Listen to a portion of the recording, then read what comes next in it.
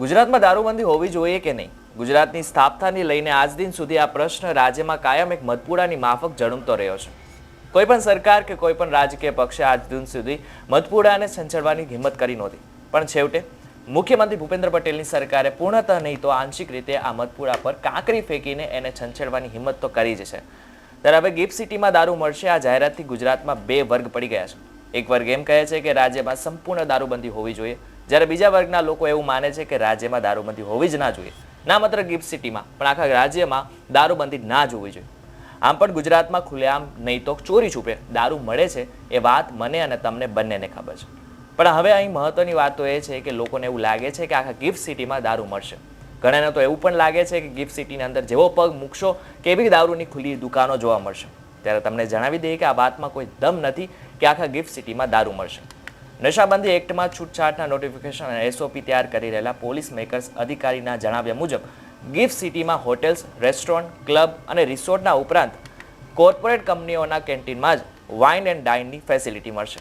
બાકીના જેટલા પણ રેસિડેન્શિયલ એટલે કે રહેણાંક વિસ્તાર છે ત્યાં દારૂ પર પૂરતો પ્રતિબંધ રહેશે. ગિફ્ટ સિટીમાં 260 એકરમાં સ્પેશિયલ ઇકોનોમિક ઝોન સેજ સામાન્ય ભાષામાં કહીએ તો જ્યાં ઉદ્યોગ અને મોટી મોટી કંપનીઓ છે ત્યાં અને બાકીના કોર્પોરેટ કંપનીઓના કેન્ટીનમાં જ માત્ર દારૂની સુવિધા મળશે.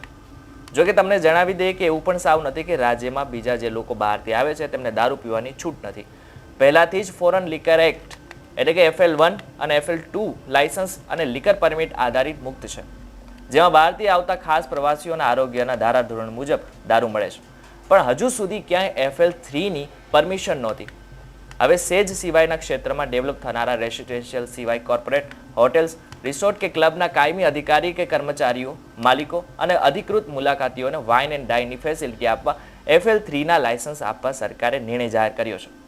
જોકે તમને એ પણ જણાવી દઈએ કે ગુજરાતમાં દારૂબંધીને કારણે સરકારને દર વર્ષે કરોડોનું નુકસાન થયું છે. મહારાષ્ટ્રનું ગુજરાત કરતાં આર્થિક રીતે આગળ હોવું એની પાછળનું એક છુપું કારણ પણ ત્યાં દારૂની છૂટછાટ હોવી છે.